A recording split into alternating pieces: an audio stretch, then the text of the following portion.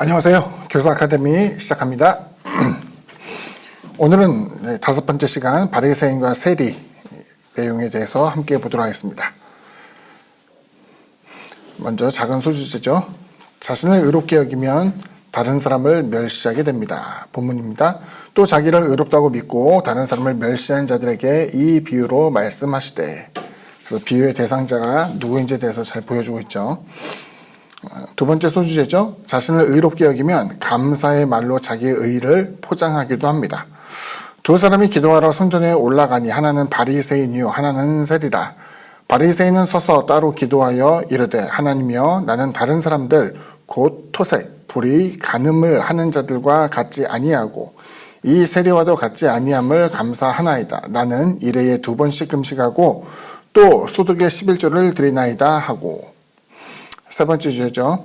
자비를 구하는 겸손한 탄원은 하나님의 은혜를 받았다는 표시입니다. 세리는 멀리 서서 감히 눈을 들어 하늘을 쳐다보지도 못하고 다만 가슴을 치며 이르되, 하나님이여 불쌍히 여기소서, 나는 죄인으로소이다 하였느니라.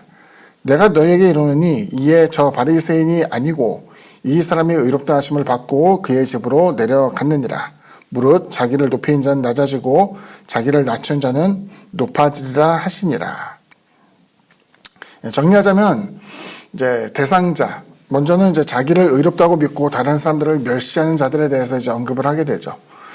그 사람들의 모습, 여기서 보게 되면은 이제 바리새인이라고 이제 언급을 이제 예시로서 들게 되는데, 그 바리새인들은 항상 하나님의 율법을 가지고 다른 사람을 판단하거나 가르치는 입장에 서 있던 사람이었습니다. 그래서 이제 성경에 보면은 바리새인들과 서기관들이여라는 표현이 종종 나오게 되는데, 그 사람들은 다른 사람들에게 율법에 대한 강요, 가르침, 그리고 자기 스스로가 좋은 모본이 된다라고 생각을 하고 있었던 것이죠.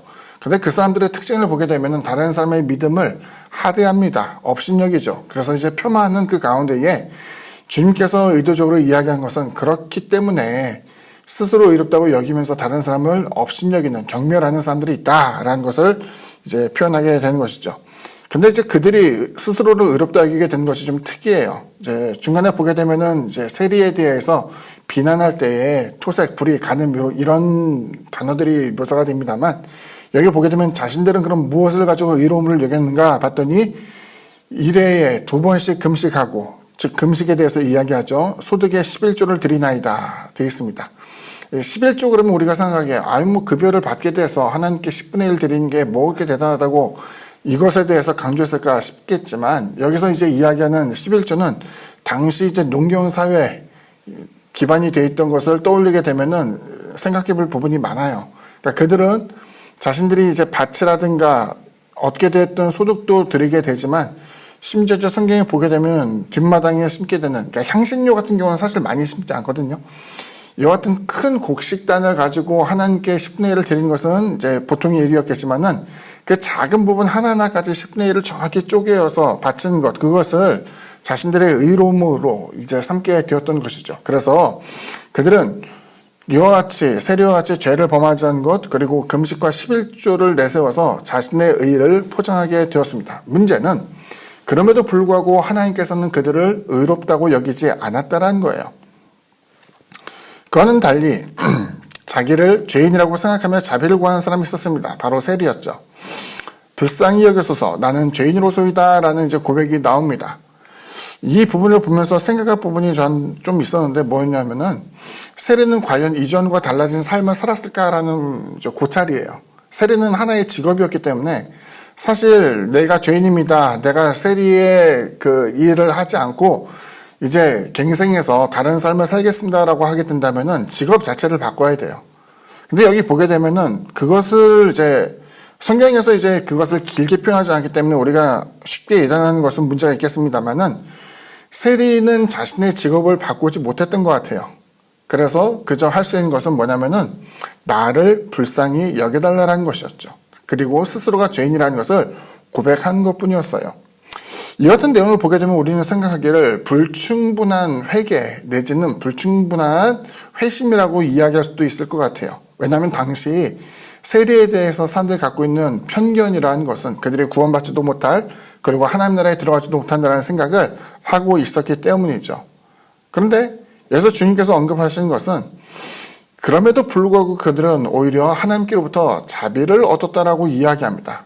이게 굉장히 큰 의미를 갖고 있는데 뭐냐면은 어떤 직접적인 놀라운 변화가 일어나지 않는다 할지라도 심중 가운데에 내가 죄인이구나, 내가 악을 행하고 있구나, 그래서 하나님 보기에 부끄럽고 내가 이와 같은 삶이 하나의 수치가 되어서 스스로를 겸비하게 하는 모습이 그 가운데 있었다라는 거예요. 그때에 하나님께서 이제 정리를 하자면 하나님께서 의롭게 여기신 자는 오히려 세리였습니다.